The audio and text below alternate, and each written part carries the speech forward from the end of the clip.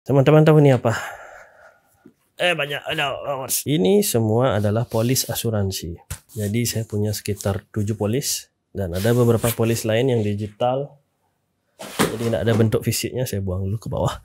Dan untuk biaya asuransi itu saya setiap bulan ya keluar itu hampir 10 jutaan sih untuk asuransi. Selamat pagi, selamat siang, selamat sore, selamat malam. Kembali lagi bersama Amarta Manuaba kapanpun teman-teman menonton channel ini. Kenapa saya membeli banyak asuransi? Jadi perlu teman-teman ketahui saat kita menabung di level 1 atau kita membangun dana darurat sebelum kita berinvestasi, masalah pertama atau yang paling sering menyebabkan orang gagal nih untuk masuk ke level 2 dan memulai investasi adalah karena mereka menggunakan dana daruratnya untuk keadaan emergensi. Kita sebagai manusia kan tidak bisa memungkiri bahwa ada namanya lahir hidup mati ya teman-teman gitu loh. Apalagi kalau kita sampai jatuh sakit gitu, apalagi ada kecelakaan, itu kan semua butuh biaya gitu loh. Saya di sini bukan untuk mengiklankan asuransi, saya juga bukan agen asuransi, saya juga tidak menjual produk apapun.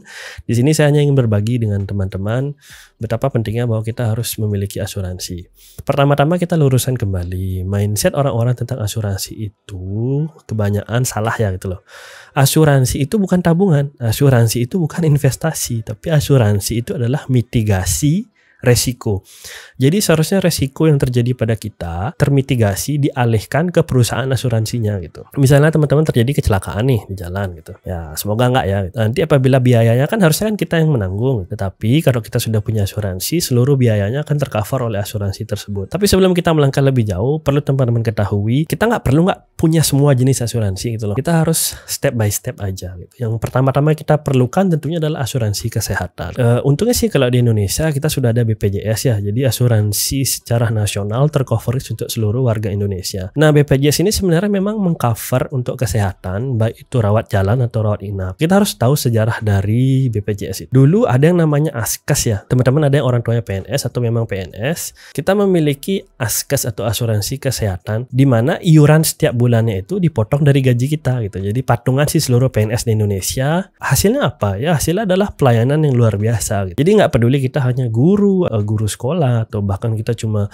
eselon 3, 2, setiap kita ke rumah sakit dan membawa Askes kartu kuning tersebut, nanti saya tampilkan di link di sini, kita akan dilayani bak pejabat gitu loh. Karena apa? Karena kalau Askes itu seluruh tanggungannya adalah on bill atau sesuai dengan biaya tagihan gitu. Jadi pihak rumah sakit, petugas medis juga nggak perlu mikir gitu, ngasih obat sudah pasti ditanggung semua gitu. Jadi nggak ada kesulitan membayar gitu. Cuma yang terjadi berikutnya adalah karena itu kan coverage untuk seluruh PNS. Awalnya untuk PNS saja dicoba ditiru untuk seluruh warga Indonesia dengan harapan kan seluruh warga itu membayar iuran BPJS. Makanya dana dari Askes itu sampai 5,5 triliun ya kalau nggak salah dialihkan ke BPJS. Itu sempat menuai protes ya. Karena apa? Askes itu adalah gaji pegawai negeri yang dipotong kan iurannya gitu loh. Sekarang gaji yang dipotong iurannya itu dipakai untuk memodali BPJS gitu. Dan dulunya kalau pakai Askes kan sudah dilayani bak pejabat. Sekarang kartu Askes diganti dengan kartu BPJS. Anda datang, petugas medisnya kan nggak tahu antara ini memang PNS atau memang iuran biasa. Jadi dulu pelayanan yang bak pejabat itu sudah semakin menurun kualitasnya. Itu nggak bisa dipungkiri juga karena jumlah peserta BPJS kan luar biasa. Dari awalnya seluruh PNS menjadi seluruh warga Indonesia. Kalau kita lihat dari sisi pandang lain, sebenarnya itu adalah suatu amal atau sedekah yang cukup hebat ya teman-teman ya itu. Jadi dana yang harusnya untuk mengcover mereka dan rekan-rekan PNS dipakai untuk mengcover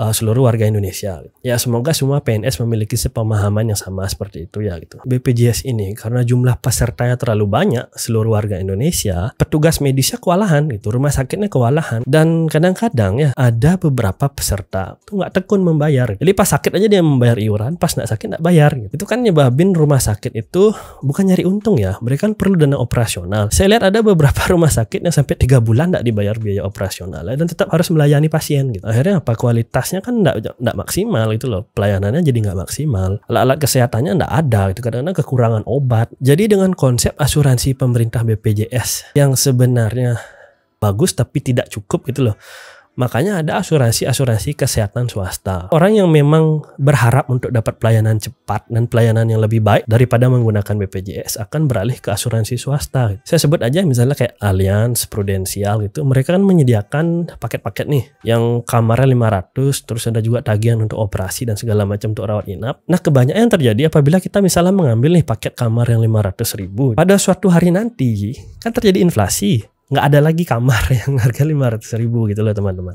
Kalaupun ada yang harga segitu, mungkin nanti satu kamar bisa berenam atau berempat gitu. Makanya ada program-program seperti Prudensial memberikan asuransi yang anti inflasi. Jadi kita diberikan opsi antara kamar dengan harga 1 juta atau kamar dengan kamar mandi dalam sendiri yang harganya terendah di rumah sakit tersebut gitu. Jadi tidak peduli mungkin kamar yang harganya 3 juta untuk yang satu kamar sendiri itu tetap di cover gitu. Dan semua tagihan itu sesuai on bill gitu.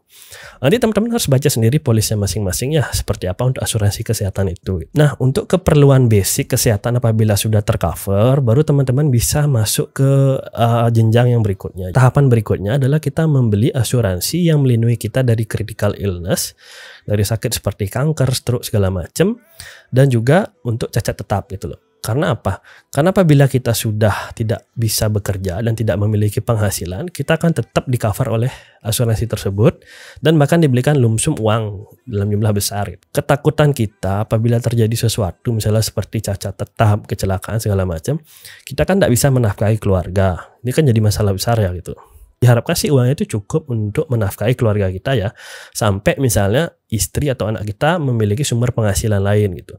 Apalagi yang anak-anaknya masih kecil gitu. Kita kan berharap uang yang di cover dari asuransi ini bisa cukup sampai mereka sekolah, sampai mereka bekerja gitu. Setelah itu kan mereka menjadi tulang punggung gitu. Makanya kalau teman-teman memilih asuransi yang tahap berikut ini, artinya untuk jangka menengah ini, pilihlah asuransi yang memberikan coverage 200 kali gaji gitu sih. 200 kali pengeluaran bulanan. Jadi dengan harapan nanti istri atau anak kita sudah memiliki kemampuan untuk menggantikan kita sebagai tulang punggung keluarga. Dan untuk yang level berikutnya yang paling tinggi itu adalah UP. Sebenarnya UP itu adalah untuk asuransi jiwa. Apabila kita meninggal, keluarga kita akan diberikan uang santunan. Jadi kan konsep asuransi jiwa itu adalah apabila kita meninggal, jangan sampai membebani orang lain, apalagi membebani keluarga.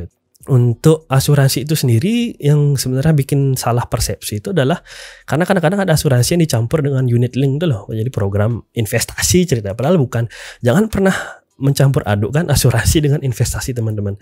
Jadi program unit link itu bedanya dengan asuransi tradisional ya. Kalau asuransi tradisional, semakin tinggi umur kita, semakin besar resiko yang kita hadapi kan.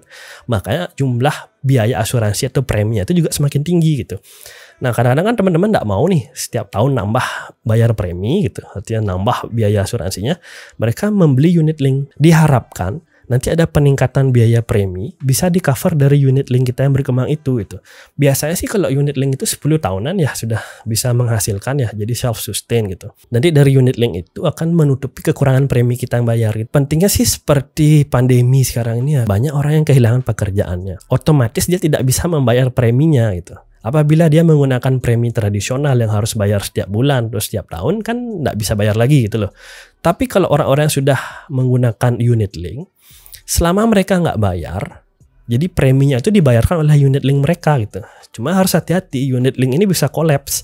Jadi kalau misalnya kita terus menggunakan unit link untuk bayar preminya, lama-lama unit linknya kan habis gitu. Dan pada akhirnya kalau habis harus di top up lagi. Kalau enggak ya nanti polisnya kolaps dan tidak ditanggung lagi. Ini sih yang jadi sering ribut ya gitu loh. Karena kan wah saya nabung asuransi selama 10 tahun kok returnnya saya harusnya dapat segini, itu malah nggak dapat segini kan gitu. Ya karena kan unit link itu untuk bayar premi teman-teman. Jadi bukan investasi gitu loh. Kalau Anda mau berinvestasi ya di reksadana, di deposito segala macam, asuransi itu kita letakkan terpisah. Dan saya sebagai seorang dokter juga kadang-kadang sering miris ya melihat. Karena kan jumlah pasiennya terlalu banyak. Jadi bukan salah rekan-rekan di rumah sakit apabila tidak bisa memberikan pelayanan yang maksimal gitu loh. Kadang-kadang operasi itu harus nunggu sampai 3-6 bulan saat akhirnya dipanggil untuk operasi ternyata pasiennya sudah meninggal. Apalagi untuk pasien-pasien yang misalnya emergensi gitu kan karena terlalu banyak ya, jumlah rumah sakit juga sedikit, jumlah petugas medisnya juga nggak mencukupi, akhirnya pelayanannya jelek gitu loh. Pada akhirnya kalau kita mau lari ke rumah sakit swasta kan BPJS ini mungkin tidak bisa mengcover gitu. Memang sih seluruh rumah sakit swasta itu diwajibkan menerima pasien BPJS ya. Tapi pada kenyataannya ya seperti sebut saja salah satu rumah sakit swasta terbesar di Bali yang sebut saja Siloam gitu. Kan diwajibkan dia melayani pasien BPJS. Akhirnya dia membuat loket berbeda untuk pasien BPJS. Dia membuat loket BPJS itu di tempat yang bekas kamar jenazahnya. Ya tapi kan itu ya sudah diperbaiki, sudah bagus ya. Nah dengan konsep seperti itu mungkin teman-teman yang memang memiliki uang lebih, misalnya gajinya lebih, ada baiknya disisihkan untuk asuransi kesehatan yang swasta gitu. Dan saya mati-mati sekali lagi, teman-teman nggak usah teriming-iming dengan ajaan investasi di sebuah asuransi, itu sudah nonsens ya gitu loh. Saya nggak terlalu apa ya. Nanti biaya malah lebih mahal, kan imbal baliknya juga nggak sesuai gitu loh. Misalnya kalau teman-teman mau investasi, misalnya kita investasi di reksadana itu, habis itu kita dapat return hampir 8%. Nanti returnnya ini apabila teman-teman mau manfaatkan ya bisa dipakai untuk membayar asuransi gitu loh. Jadi selain investasi kita berkembang, kita dapat returnnya itu untuk membayar asuransi dan bisa mengcover kita. Kalau sudah teman-teman memiliki asuransi yang bagus, sudah tercover, rasanya kalau untuk dana darurat tuh nggak terlalu mikir ya gitu loh. Dana darurat itu penting sekali karena apa, kan kita nggak tahu nih kecelakaan bisa operasi itu sampai 100 sampai 150 juta loh, misalnya untuk patah tulang misalnya seperti itu. Kalau kita nggak punya asuransi itu kan berasa gitu loh. Jadi kena biaya di kita. Kalaupun kita pakai asuransi BPJS nanti penanganannya lama. Jadi kalau misalnya kita pakai asuransi swasta, penanganannya cepat, kita pulih cepat, recovery juga dalam keadaan tenang, nanti sudah sembuh bisa kerja lagi. Kalau kita sudah punya asuransi kan tidak akan mengganggu dana darurat kita di level 1 ini ya. Jadi kita bisa fokus nih investasi gitu. Bahkan kalau teman-teman sudah punya asuransi, mungkin dana daruratnya nggak perlu 6 sampai 12 bulan ya. Dana daruratnya cukup untuk 1 sampai 3 bulan aja gitu. Nanti sisanya sudah mulai bisa berinvestasi gitu. Saya pernah lihat ada orang yang polisnya sampai belasan gitu loh. Jadi dia pakai dana dari investasinya dia untuk bayar polis gitu. Ya memang kita nggak mendoakan untuk orang untuk sakit ya gitu. Tapi kan namanya hidup kan pasti ada lahir hidup mati, ada sakit, ada sehat juga. Dan yang paling penting kalau misalnya teman-teman berkeluarga, sudah berkeluarga, mungkin kan polisnya harus dibagi itu untuk anak dan istri juga. Tetapi polis utama usahakan tetap di kepala keluarga. Karena apa? Karena kalau kita sampai terjadi sesuatu pada kita, kan anak istri kan nggak bisa menggantikan penghasilan kita. Sedangkan kalau misalnya anak istri sakit, semoga nggak ya gitu, kita masih bisa tetap bekerja dan menafkahi keluarga gitu. Jadi fokuskan asuransi di kepala keluarga aja dulu gitu. Mungkin nanti pelan-pelan dari kepala keluarga baru di cover istri dan anak itu. Ingat teman-teman, kalau kita daftar asuransi di umur yang lebih muda, biayanya juga lebih murah gitu loh. Dan teman-teman juga ingat kalau kita daftar asuransi di keadaan kita nggak pernah sakit sebelumnya, asuransinya selain lebih mudah untuk di-approve, disetujui, dan juga preminya lebih murah. Teman-teman sudah ada pre-existing condition, jadi sudah ada penyakit sebelumnya, biaya premi itu pasti akan lebih mahal lagi gitu. Apalagi kalau sampai obes segala macam itu lebih berat lagi biayanya gitu loh. Memang kalau investasi utama di kesehatan itu adalah dengan makan teratur, istirahat yang cukup, dan olahraga yang rajin gitu. Jadi kalau teman-teman misalnya sudah punya asuransi, jangan sampai melupakan 3 hal tersebut gitu ya. Tetap olahraga aja yang rajin gitu, makan juga teratur, jangan terlalu banyak konsumsi gula. Juga nanti jangan lupa untuk istirahat yang cukup gitu. Mungkin doa saya untuk teman-teman adalah semoga semua sehat selalu dan sampai kita jumpa lagi di video berikutnya. Bye bye.